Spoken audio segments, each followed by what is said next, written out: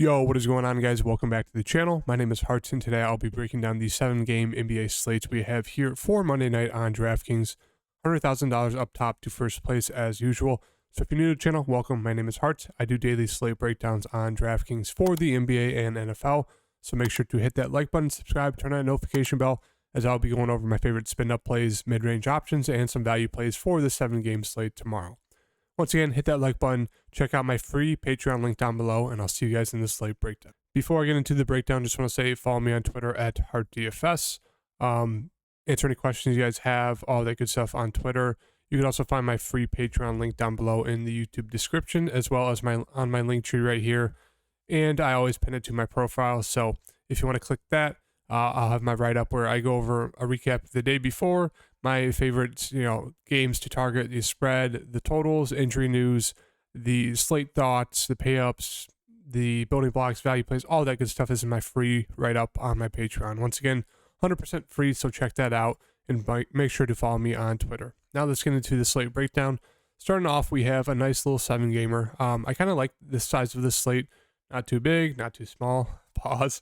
But yeah, we got Brooklyn and Washington, a great first game to start it off with. Great game environment. They just played about a week and a half ago, so we do have a little bit of history if you're a guy who likes that. But yeah, we know we're going to get from KD and Kyrie. They both look very, very solid at their price points. KD, but a little underwhelming considering his price the past, 4 or 5 games. 50 is not terrible. Obviously, it's not going to kill you, but for 11,000, you really want him to be getting closer to that 60-plus range. We know he has it within him. And so, yeah, I don't mind going to KD there. Kyrie, going to be a little bit more popular of an option because the past 2 games he's been great. Starting to turn it on in terms of kind of what we expect from a Kyrie Irving. So 8,700, don't mind going to him there in this matchup. Ben Simmons, excuse me, should be back. He should be starting. I'm assuming he's still going to be on some sort of minutes limit. Only played 21 in that first game back from the injury. Assuming it's going to be 20 to 25 at that price tag. And with that limited amount of minutes, don't think we need to go there just yet. The rest of the team, Claxton is questionable. If he's back, I do think he's a solid play, but playing alongside Ben Simmons kind of hurts his upside, so not a must play, just more of a secondary play. Royce O'Neal is still going to be out one more game, so that should be a little bit more minutes for a guy like Joe Harris, T.J. Warren, Yuta off the bench. Yuta was seen, he was actually doing very well. He was seen about close to 20-ish minutes off the bench, had a few decent games before he got injured. Now that he's back, I'm assuming, at most, I'd say expect 15. And then if you get more, obviously that's great. But 4,200 is not the best value play. But, you're just kind of picking and choosing at this point with the value plays here on the net side. Joe Harris is going to be the safest option. But, TJ Warren's there. He should see about 20-ish minutes, hopefully. Pretty score independent. You can go to him. Cam Thomas is going to fall out of the rotation. Same thing with Sumner. Same thing with Sharp. Seth, you can look to him. He should see at least 20 maybe. He was struggling to get 20 the past few games. His minutes were trending down. But, yeah, you can look to him. 3,700, don't hate it. But, yeah, it's really just kind of the top 2 guys for me, and that's really it. On to Washington. Porzingis and Kuzma look great. Porzingis has been fantastic the past 2 weeks with no Brad Beal. Pretty much averaging 50 or more fantasy points. Right around that mark, so 9,500 for him looks great. He put up 58 against Brooklyn almost a week ago, or a little over 2 weeks, or about 2 weeks ago, excuse me. 27 and 19, 58 fantasy points, so he looks fantastic. Kuzma's coming off a big game versus the Clippers. He's been very solid recently, as you can see as well. So yeah, they're shooting the ball a ton, they're rebounding the ball a ton, so I do like both of them a good amount. Great game to stack here. Monte Morris, 5,000. If he does play, should see at least 30 minutes. He makes for a very solid play there at that price tag. Denny still makes for a decent play, even if Monte is back. He's been solid there at 4,900, getting about 30 fantasy points. If Monte is out, I'd love to run it back here with Jordan Goodwin. He was very low owned in the spot versus Clippers. Not sure why, because Monte got ruled out, but he played 38 minutes, got 43.5 fantasy points. Obviously, 6 steals, 5 steals a game before. Really helps out the fantasy score, but 4,600 is a little too cheap for a guy who has shown that he's a very, very solid defender, and he's going to go out there and do a little bit of everything when it comes to the peripheral stats and scoring. So 4,600 for that starting guard there. He is way too cheap if Monte Morris is out. If Monte Morris is in, I still don't mind taking a shot on Goodwin. He should see at least 25 minutes. The rest of the team, they're kind of there. Kispert played 43 minutes, only put up 15 fantasy points. Will Barton, 3,700, only put 18 minutes. And then Gafford, he's going to get the backup center run, played 11. So, yeah, they're really running their top guys, all the minutes they can receive. It looks like Beal is questionable. Maybe he's back. We'll have to see. If he is, it really takes my interest out. We're pretty much out of everyone on this team. But if he's out, hopefully one more time, really like loading up on the Washington and Brooklyn game. For the second game, we got Miami and Indiana. For Miami, once again, every slate, they're all questionable. It makes no sense. But, I mean, Jimmy looks probable. I'm assuming Tyler is going to be probable as well. Yep. So it looks like they're all going to be good to go. With that, we know that the offense is going to run through Jimmy and Tyler as being kind of the main ball handlers. And scores, Bam's going to be that more secondary scorer with Jimmy now back. Jimmy's actually had 2 decent games in a row in terms of like scoring 26 and 30. We know he can have those games where he does very well and still only get you like 40 fantasy points. So no really must plays with everyone probable. Tyler Hero's priced up to 8,000. Maybe Kyle Lowry if you want to get on like a secondary play, but otherwise Strus, always a tournament option, very score independent. But I really, looking at this, Victor Oladipo, you can go to him as a value play. 21, 23 minutes. Minutes are ticking up. Should see close to 25 now. So I think he'd be my favorite play, which does kind of seem forced. Yeah, but everyone's kind of priced up to the point where not a lot of real interest for me on that Miami side. For Indiana, Halburn's always too cheap there at this price tag.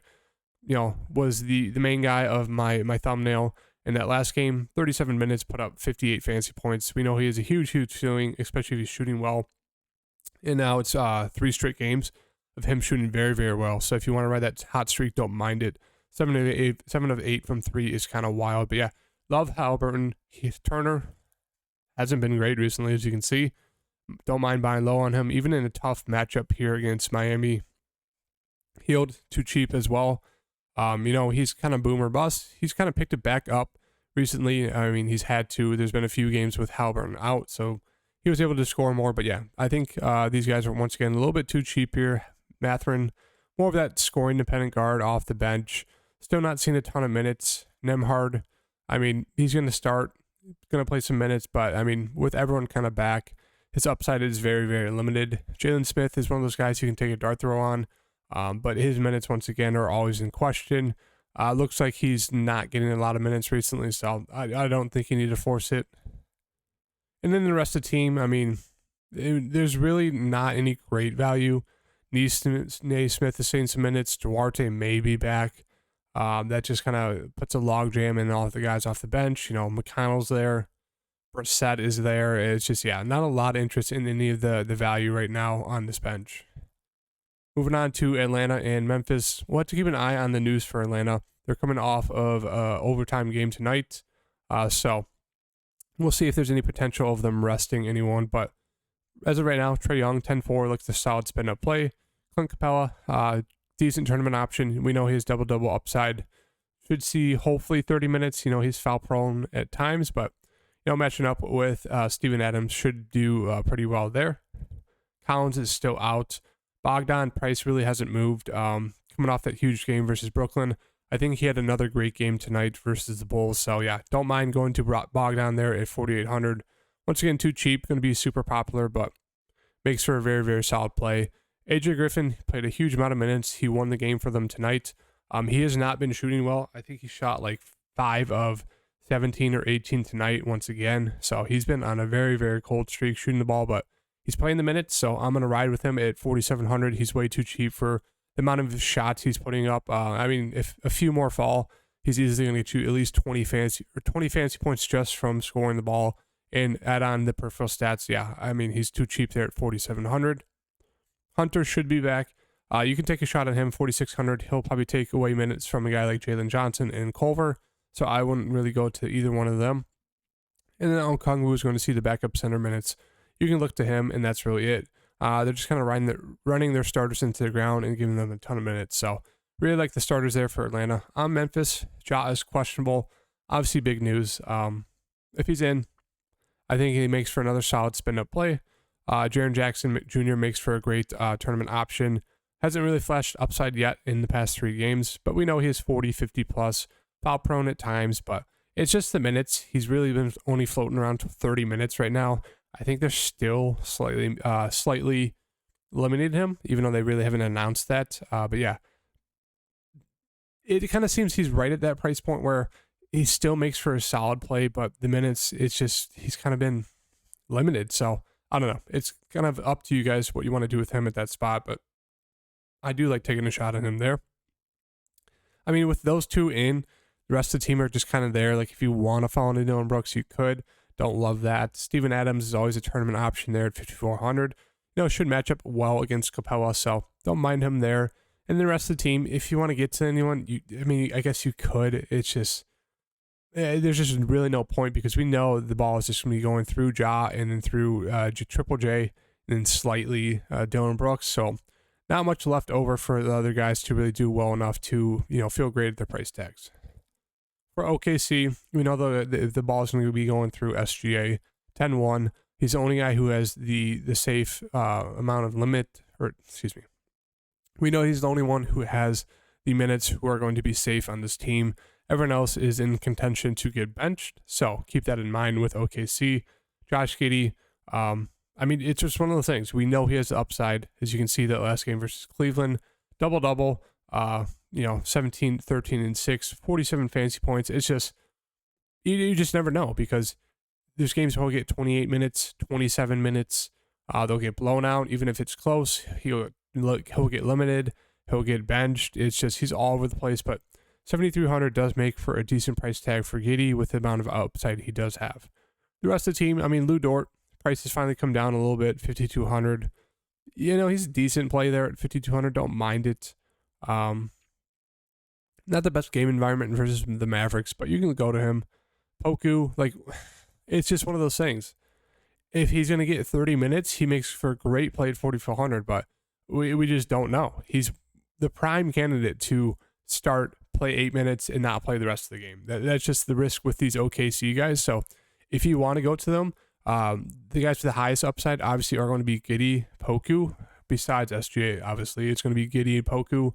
Jalen Williams is probably the safest play in terms of minutes because he's, consistently seeing close to 30 minutes a game. Not the highest point per minute guy, but, he's safe there. JRE, should see mid-20s minutes, but if Poku's going to see him, JRE's minutes are going to come down. That's why it's just a mess breaking down OKC because their coach just benches anyone, gives anyone minutes. There's no real rhyme or reason. So that's why I just like sticking to SGA. And then if you want to get to more of the guys, just realize that there's going to be huge risk with them being benched or not getting the minutes that you thought they were going to.